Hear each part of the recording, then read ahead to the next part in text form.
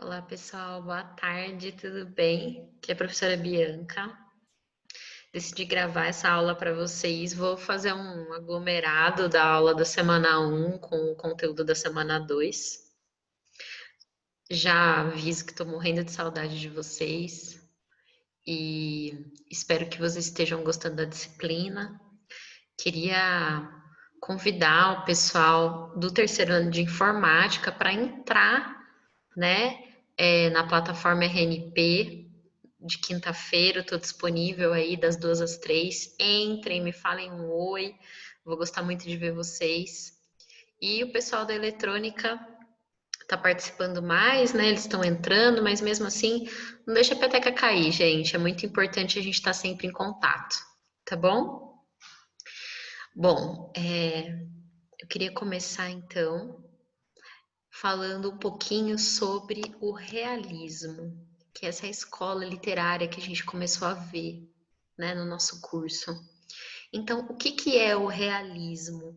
Para a gente entender o que que significou o realismo, a gente sempre tem que fazer esse movimento de olhar para o movimento anterior, para entender o que que aconteceu de mudança, o que que houve de ruptura entre um momento e outro. Lembrando, gente, que essa ruptura ela acontece de maneira devagar, não é assim de um dia para o outro, é um processo. Inclusive, a gente tem muitas obras literárias que elas ficam no entremeio entre o romantismo e o realismo, como a gente vai ver, por exemplo, na primeira fase do Machado, que é romântica. Bom, mas resumidamente, o que que era, né? O romantismo, ele é o século XVIII, né? Metade do século XVIII ali, aquela exaltação da nação, pensando aqui no Brasil.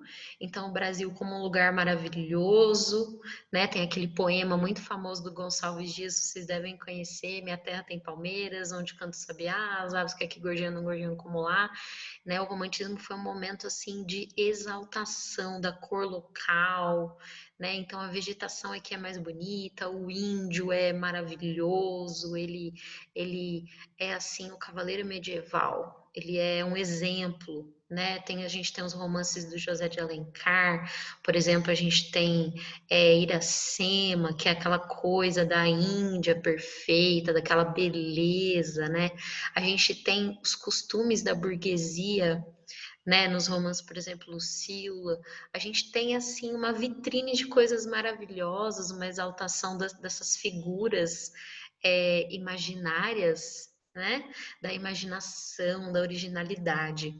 E o realismo vai ser um momento que vai quebrar com isso, porque ele vai realmente trazer uma visão mais realista das coisas, né? Então, antes a gente tinha uma visão, por exemplo, né, da mulher muito idealizada, vamos pensar na Iracema e tal, né? A gente tinha aquela mulher pura, aquela coisa, tal, aquela beleza. As mulheres no realismo, elas vão ser mulheres maquiavélicas, elas vão ser mulheres estrategistas, elas vão ser mulheres. Ela não vai ser mais aquela mulher bobinha, romântica, ela vai já ter um outro olhar, ela vai ser perspicaz. Isso eu estou dando um exemplo, mas isso acontece com todos os personagens. É porque a mulher em si ela é muito idealizada no romantismo. E a gente vai ver mulheres, por exemplo, a gente vai ver a própria Capitu, que é um enigma para todos nós, né? A gente vai ver Helena, por exemplo, que é outra personagem do Machado de Assis. A gente vai ter a mulher vista de outra forma, tá? Porque é um momento de cair na real, literalmente, né? Porque nós brasileiros, a gente é fruto de um processo de colonização. E, na verdade, tudo não é tão lindo assim como se pintava no romantismo. A gente tem muitos problemas sociais. Um deles que vai ficar escancarado nos dois pontos que a gente vai trabalhar hoje é a escravidão. Então vejam só, né? A gente tinha os românticos com uma postura de idealização da natureza e da nação, e a gente tem um Machado de Assis realista que vai mostrar para nós que tem escravidão aqui, que tem disputa de poder, que tem as relações de favor que impedem com que realmente haja uma sociedade justa. A gente tem um sistema de poder extremamente baseado em favor, né, uma mesquinharia da convivência, as relações completamente pautadas no interesse e nos escravos como mercadoria. Então, toda essa visão romântica do Brasil como um lugar maravilhoso vai mostrar um Brasil, né, assim, cheio de mazelas sociais, um Brasil onde o pobre, por exemplo, homem branco livre, não tem lugar, que é o que a gente vai ver nos contos. Ou você é senhor dos escravos, ou você é pobre, ou você é escravo. Essas eram os três, né? As três categorias do brasileiro ali nesse período do final do século XIX, começo do século XX, que é o que vai ser sobre a obra do Machado de Assis. Então, o realismo, ele vai ser uma forma de olhar para a realidade de uma maneira diferente, de uma maneira nua e crua, sabe? Então, eu trouxe aqui um resuminho para vocês, né? O realismo é um movimento que ocorreu na segunda metade do século XIX, sucedeu o romantismo ao incorporar uma nova visão do mundo, pautada na lógica, na razão, do cientificismo e crítica social, que visava questionar os valores burgueses. Então, a gente vai ver que no realismo da Europa, por exemplo, vão aparecer a figura dos pobres, o que nunca tinha aparecido na literatura, né, nos trabalhadores. A gente tem os quadros realistas que são muito lindos, que eles sempre aparecem os trabalhadores, né, a classe baixa, porque a classe baixa nunca tinha aparecido, né? Então, é mais ou menos assim, vamos parar de sonhar e vamos mostrar qual que é mesmo a realidade do homem, tá? E a linguagem vai acompanhar isso, essa visão. Então, a linguagem vai ser simples, objetiva, diferente do romantismo, que ela era cheia de floreios, de descrição, né, de subjetividade. Aqui a gente vai ter uma busca por buscar objetividade, simplicidade, né, e no cotidiano, né. A gente vai ver, por exemplo, que esses contos que a gente vai ver, eles narram muito assim a vida comum. Onde que está o conflito dentro da vida comum? Que a gente vai ver, por exemplo, que o caso da vara, ele é uma descrição ele conta um dia da vida do Damião, né? Então, o que que acontece nesse um dia, né? Quais são os problemas rotineiros? E dentro desses problemas rotineiros, a gente tem os problemas morais. E aqui é interessante pensar nisso, né? Quando a gente for estudar sobre o narrador, a gente vai aprender que existe um narrador onisciente. O que significa isso? O onisciente é aquele narrador que consegue ler os nossos pensamentos. Então, aqui no realismo, a gente vai ter o uso muito frequente desse narrador onisciente. Por quê? Porque o realismo, ele tem um caráter de denúncia do homem, de tudo que ele tem de podre, sabe? Isso vai ficar muito mais assim forte no naturalismo, mais ainda, né? Até a Giovana me perguntou no plantão de dúvidas passado, professora, qual que é a diferença do realismo e do naturalismo? Gente, existem muitas classificações, mas o que vocês têm que ter na cabeça é que o Curtiço é uma obra naturalista e o Memórias Póstumas é o marco do realismo e o Curtiço é o marco do naturalismo e o Mulato também é o marco do naturalismo. Elas são muito parecidos entre si, mas o naturalismo ele vai mais na questão do determinismo, de que o homem ele é determinado pelo seu meio, pela sua raça, né? Por essas condições. Essas condições elas funcionam como se fosse um laboratório e geram um determinado comportamento. O realismo também vai ser assim, só que ele vai fazer mais uma crítica mais ácida, né? Esse determinismo não vai ficar tão forte. Mas não se preocupem com isso agora, tá? Vamos trabalhar só com realismo. Vocês viram que eu nem coloquei o naturalismo, mesmo porque eu sei que vocês já estudaram Curtiço com a Luísa ano passado. Mas não se preocupem, porque a cada livro que vocês forem pegar de literatura vai ter uma definição diferente. E é difícil mesmo. Mas vamos ficar aqui com o realismo, porque ele que é o cerne desse momento, né? E a personagem realista obedece a uma lógica de causa e efeito, e o resultado é uma visão pessimista na medida que o herói fracassa. Então, gente, a gente tinha uma visão ali no romantismo muito otimista da vida, né? Nossa, o herói romântico, ele consegue, né? E aqui, na verdade, a gente vai ter um fracasso, né? A gente vai ver, por exemplo, nos dois contos que a gente vai analisar hoje, que esses protagonistas, esses heróis, eles acabam fracassando de salvar as pessoas, né? Mostrando na realidade como se comportam as pessoas. Pelo menos nesse momento histórico que a gente está vivendo, que o Machado de Assis retrata, que é esse período do final do século XIX, no começo do século XX, esse período do Brasil, começo de república. Olha, é importante a gente pensar em três datas desse momento.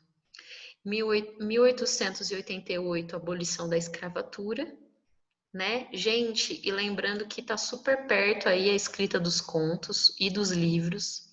1889, a gente tem a proclamação da República, ou seja, o Brasil deixa de ser império e vira república.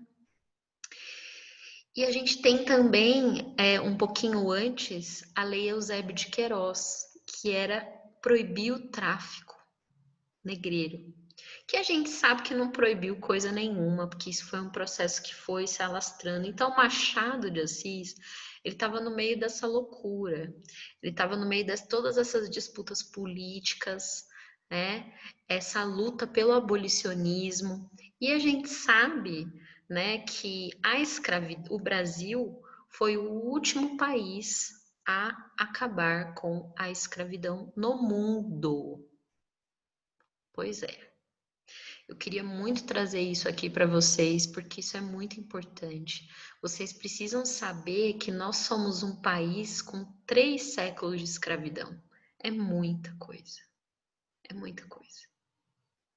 Então, é muito importante que a gente fique consciente desse processo para a gente entender a nossa sociedade, para a gente entender o preconceito e o racismo que os negros sofrem diariamente.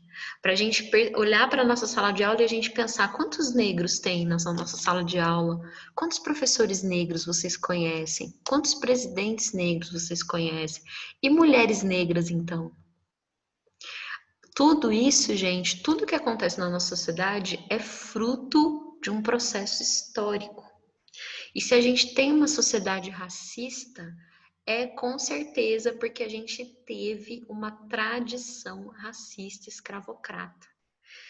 E a coisa era tão feia, gente, que tinha até lei falando que o escravo era mercadoria. E não pensem vocês que a princesa Isabel, né? Nossa, que boazinha, né? Nossa, que bondade, vamos libertar os escravos, porque por coitados, né? Não, gente, os interesses eram puramente econômicos, né? O que acontece é que a Inglaterra fez uma grande pressão para o Brasil, inclusive chegou até a atirar nas frotas dos navios negreiros, né? Para que parasse o tráfico. Por quê?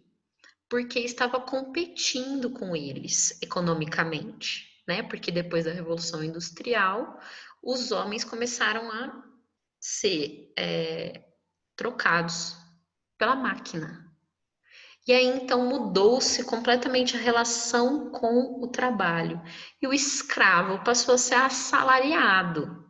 Né? E vocês devem estar pensando assim, nossa, professora, mas assim ficou melhor, né? Ele vai ganhar um dinheirinho. Ele só saiu de um sistema pior para ir para outro pior. Mas,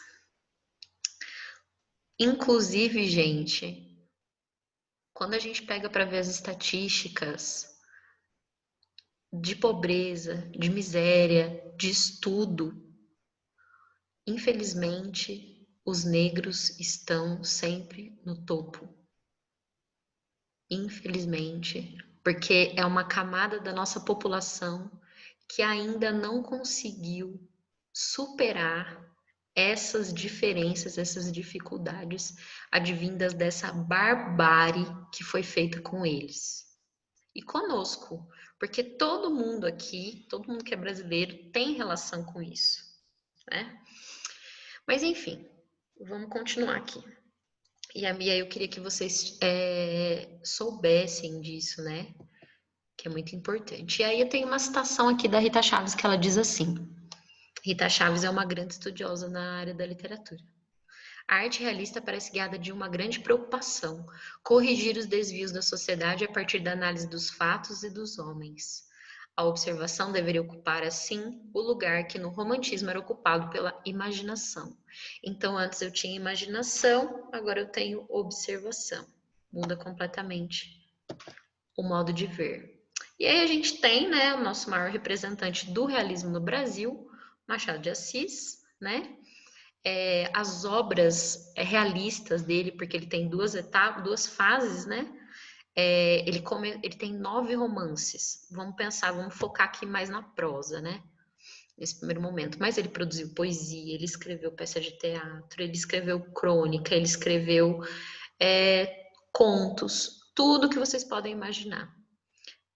Vocês leram um pouquinho sobre a biografia dele, né, na aula passada. Machado de Assis teve uma origem muito humilde, começou a trabalhar muito cedo, e começou a trabalhar nos jornais, né? E foi muito apadrinhado pelos escritores e tal, mas ele ascendeu mesmo depois que ele casou com a Carolina, uma portuguesa. E aí então essa história de vida dele que permitiu que ele tivesse esse olhar muito aguçado, crítico sobre as relações sociais, porque ele passou de uma posição, né, que ele era nascido no Morro do Livramento, sem contar, gente, que ele era mulato, que ele tinha epilepsia e que ele também era gago. Tem essas três questões, né? E eu estava até lendo, estudando para preparar essa aula para vocês, que era um absurdo na época a família da Carolina, que era uma família de portugueses, não aceitava de jeito nenhum que ela fosse casada com um mulato. Então, vocês imaginam o preconceito que o Machado sofreu. E sofreu também muito por conta da crítica. A gente lê as críticas que os jornais escreviam sobre ele e eles diziam assim: esse mulato da sub-raça ariana. Gente, um absurdo. Então, a gente vê assim que até ele, mesmo ocupando esse lugar, ele também sofreu preconceito.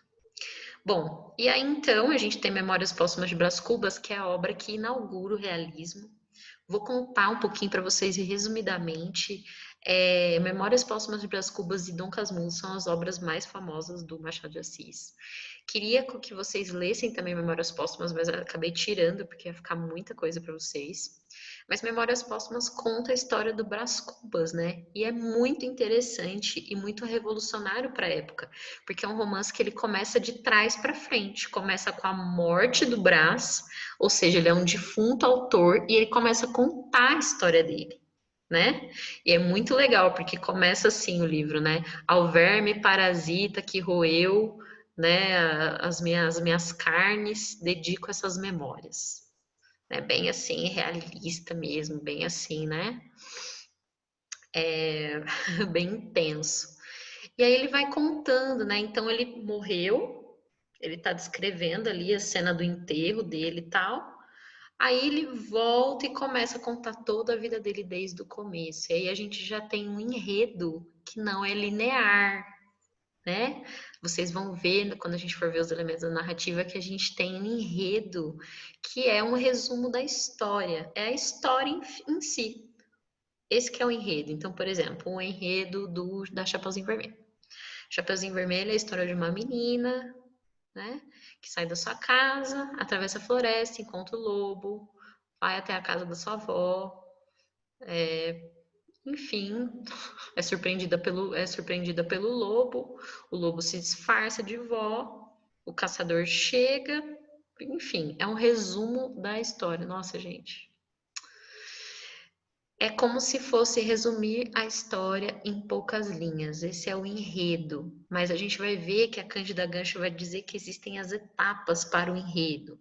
Então tem uma introdução, que daí no caso seria Chapeuzinho, a mãe da Chapeuzinho prepara ela para sair de casa, né? Seria tipo essa primeira introdução. Aí tem desenvolvimento. Chapeuzinho ao passar pela floresta, encontra o lobo, né? Conta para o lobo que está indo na casa da vovó. Esse é o desenvolvimento. A gente tem o clímax, que é o momento mais forte da história, que é, por exemplo, quando o lobo se disfarça de vovozinha e conversa com a Chapeuzinho, que tem aquele diálogo famoso que é que olhos grandes você tem, que olhos grandes você tem, que boca grande você tem. E aí, bem nesse momento, chega o caçador. Bom, nessa versão dos irmãos Green, né? Mas tem uma diversão, mas enfim. E aí o desenlace, qual que é o desenlace, o desfecho final, que é o caçador acaba matando o lobo e salva a avó e a Chapeuzinho. Bom, mas a Cândida Gancho vai explicar tudo isso certinho no PDF que eu coloquei para vocês sobre elementos da narrativa. E aí, então, essa história, mais ou menos, do Brás Cubas, né? É um livro muito bacana, muito interessante. E aí, nesse livro, ele faz uma crítica sobre a elite brasileira, né? Porque quando ele narra essa história em primeira pessoa, ele vai contando, né, o Brás Cubas, a vida dele, e vai contando todos os erros, todos os fracassos. Como que ser nobre no Brasil é uma piada, literalmente. Então, ele faz uma grande crítica à elite brasileira do final do século XIX, a partir desse livro Memórias Póstumas de Brás Cubas. Tem um filme também, gente, que é bem legal de ver. Eu vou colocar o link para vocês, tá? Mas leiam, leiam porque é importante. Aí a gente tem Quincas Borba, que é um livro super legal, que ele cai na FUVEST e na Unicamp, se eu não me engano. Que é um livro também muito bacana, que é como se fosse uma continuação, né, do Memórias Póstumas, porque o Brás Cubas ele conhece o Quincas Borba dentro do Memórias Póstumas, né? Aí a gente tem o Dom Casmurro, que é o livro que vocês já estão lendo, com certeza, né, gente? Exame Jacó e Memorial de Aires, todos esses bem da fase realista do Machado. E aí, o que, que vai dizer a Marisa Lajolo sobre o romance realista? Olha só, gente, presta atenção. O romance realista passa a ser um veículo que registra a realidade tal como ela é, externa e interna, porque a vida interior também faz parte dessa realidade. Lembra que eu falei para vocês que o narrador começa a ser inconsciente? Ele começa a narrar os pensamentos, ele começa a entrar dentro, onisciente, desculpa, gente, eu confundi. O narrador começa a ser onisciente, ele começa a entrar na cabeça do personagem e ler os pensamentos dele. Indecisões, oportunismos disfarçados, falsas devoções, moral de fachada, são temas que passam a integrar o universo romanesco. Porque antes era tudo lindo, né, gente? Era tudo uma fachada. E agora o realismo é para mostrar o que realmente tem por dentro desses seres humanos, como que eles funcionam. O escritor realista desnuda, descortina, né? Desvenda as virtudes fraudulentas, os interesses escusos, a caridade ostensiva, tudo, enfim, que constitui o avesso da vida socialmente digna e considerada respeitável. Gente, aqui é interessante a gente ver como que o Machado de Assis ele vai denunciar a hipocrisia da sociedade dessa época, né? Porque, por exemplo, assim, a Rita, que é uma das personagens que a gente vai ver no conto Caso da Vara, ela é extremamente católica, bondosa e ao mesmo tempo maltrata a escrava Lucrécia, né? Maltrata muito. Então, peraí, né? Como é que é isso? Será que existe uma coerência entre o que a pessoa faz e o que como a pessoa se comporta, como ela pensa? É isso que o Machado de Assis vai mostrar. Ele vai mostrar que no fim das contas, a gente vive numa sociedade de aparências, como vocês já viram sobre o conto Espelho, né? Ele só se reconhecia quando ele se via com a farda. Exatamente, mas por dentro todo mundo está fingindo ter uma moralidade, ter uma virtude, né? E é isso que o realismo vai desvendar, vai descortinar essa farsa romântica. E aí, outra citação aqui interessante sobre os romances do Machado de Assis, né? O romance realista passa a ser veículo que registra a realidade tal como ela é, porque a vida anterior também faz parte dessa realidade. Nossa, gente, eu acho que é a mesma citação. Oh, meu Deus. Eu acho que eu. Gente, desculpa. Vamos passar aqui rapidinho. Eu acho que sem que. Eu acho que eu fiz. Achei bonitinho e eu fiz 2 vezes, mas tudo bem. Fiz um outro template e esqueci de apagar o outro. Mas tudo bem. Abafo o caso. E aí, então, né, só um resumão sobre o Machado, né? A prosa realista foi marcada pelo destaque do elemento psicológico no registro do tipo do brasileiro do fim do Império. Então, a gente vai ter, de novo, esse olhar para dentro do indivíduo, né, em contraste com o fora. Lembra da teoria da alma, do espelho? Vai ser um olhar muito para dentro. O Machado ele vai ter sempre querendo desvendar a alma humana. E aí, qual que é o estilo dele? A gente vai ver sempre que ele conversa com o leitor, a gente tem esse narrador intruso. Ele para, ele conversa com a gente, ele faz uns comentários, e isso é muito inovador para a época. E lembrar também, gente, que naquela época os romances eles eram lançados em folhetim. Vocês sabem o que é isso? Eles eram lançados semanalmente e cada capítulo ia num exemplar. Era como se fosse um jornal, o folhetim que você comprava toda semana. Era novela do século XIX, né?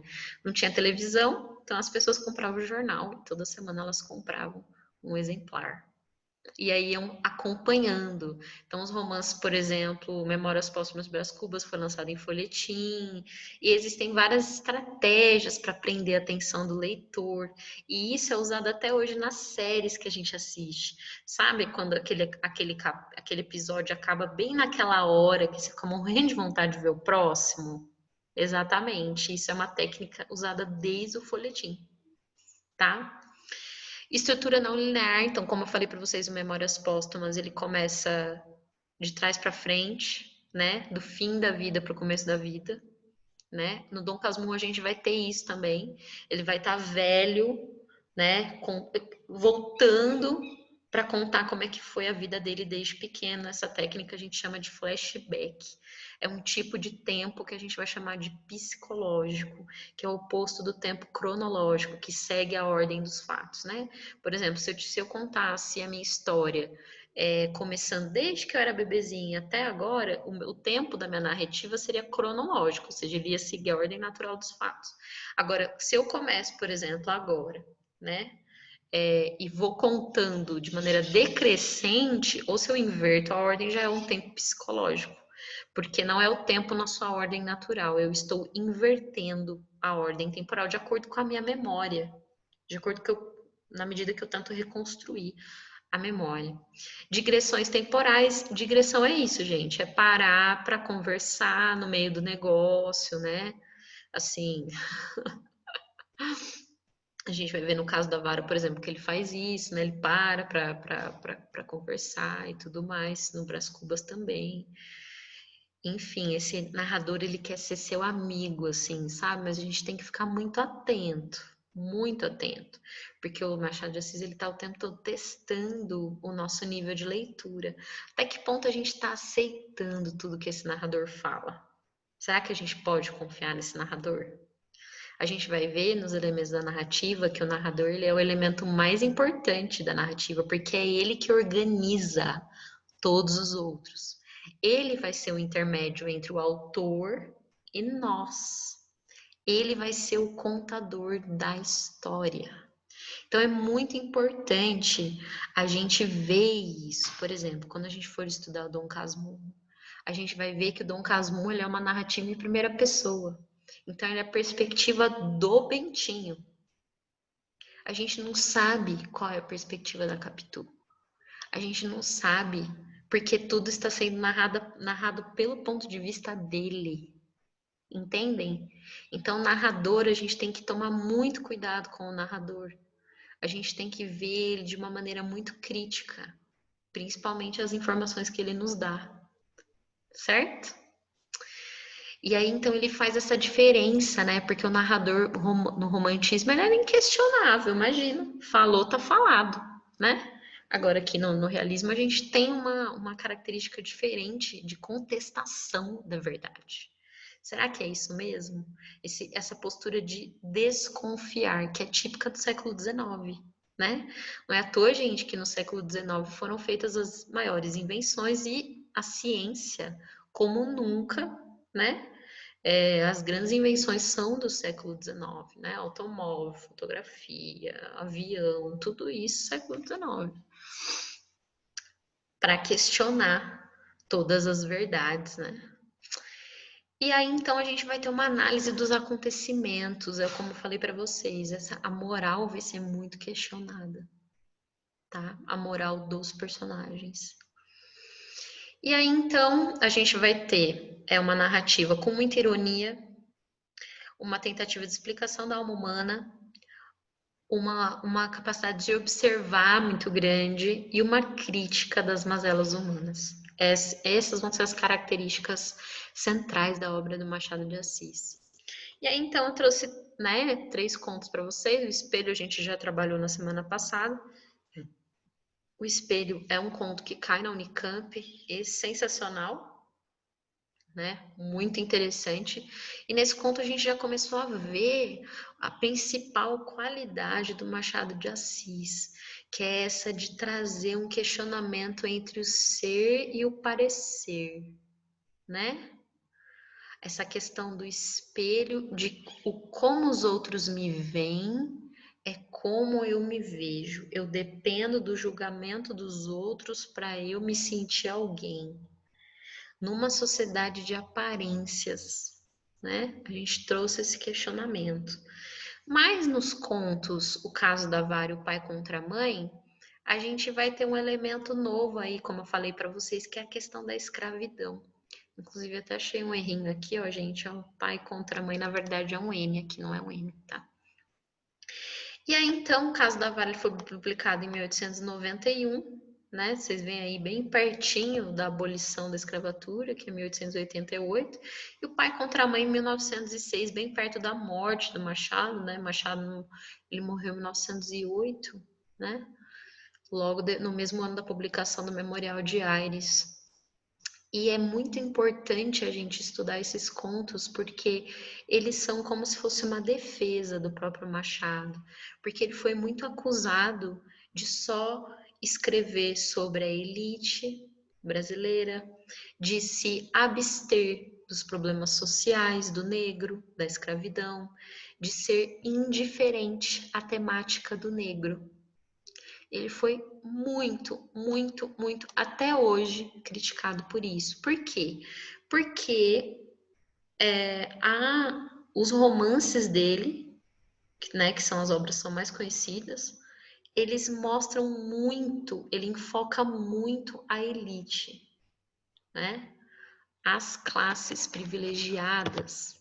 E aí, então, deu-se essa interpretação de que ele só falava, então, da elite, quando, na verdade, isso significa um desconhecimento muito grande da obra, porque se a gente vê que ele fala das elites, ele está o tempo todo criticando essas elites, ele está ironizando essas elites com todos os seus defeitos, com as suas hipocrisias, certo? E aí, então, né, qual que é esse contexto que vai aparecer nesses contos? Qual que é o pano de fundo? Como eu falei para vocês, né, é a escravidão, né, o final do século XIX. Aqui já contei para vocês, né, ele é acusado de abster-se em assumir posicionamentos políticos ou relativos à escravidão. Contudo, seus escritos mostram o contrário, quando faz uma crítica da classe dominante escravocrata. Exatamente, né, gente? E também esses contos, eles trazem a temática do escravo. Por isso também que é muito importante que vocês conheçam eles. E aí o próprio escritor sofreu racismo, ser chamado de mulato sub-raça americana pelos críticos. Eu tinha falado Ariana, gente, desculpa. Mas é mulato da sub-raça americana. Olha isso, ainda mais preconceito por ser da América. Só por Deus.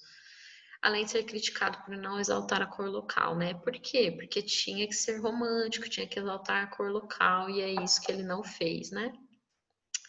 Bom, e aí então, o que que a gente pode perceber a partir dos contos, né? Não vou contar a história dos contos para vocês, quero que vocês leiam, né? Uma leitura muito importante. Mas, resumidamente, o que que eu posso dizer? Nos dois contos existe uma luta de interesses, né? Luta de classes. A gente tem personagens que contracenam com escravos, né? E ao invés de ajudar os escravos, eles acabam prejudicando os escravos, assim, digamos que eles têm uma atitude completamente egoísta em relação aos escravos, resumidamente, né? Então, o que eu queria que vocês percebessem ao longo da leitura é que os personagens vão passar por situações limite.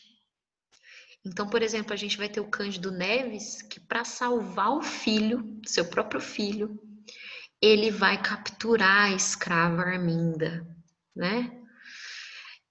A escrava Arminda implora para ele, pelo amor de Deus, eu estou grávida. Por isso também que o conto chama Pai contra Mãe.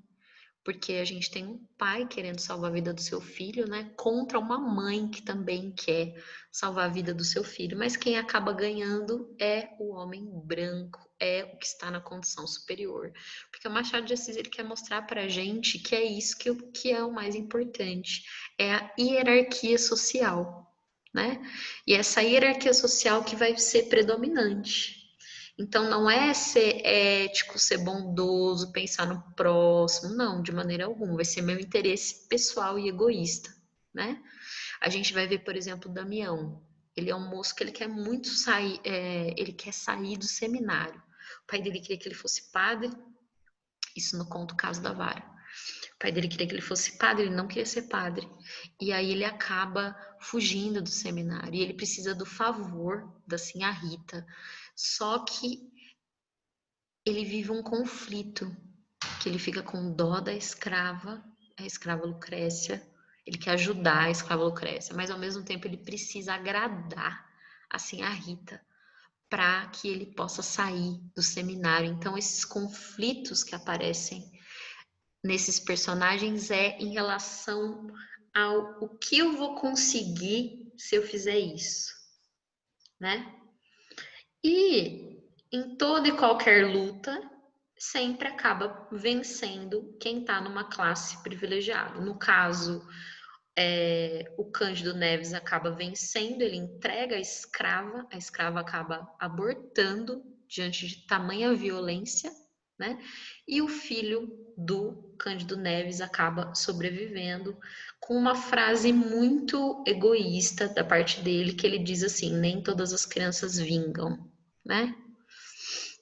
Só que ao mesmo tempo, a gente também, o Machado também traz o nosso olhar para essa questão de quem era esse homem branco livre.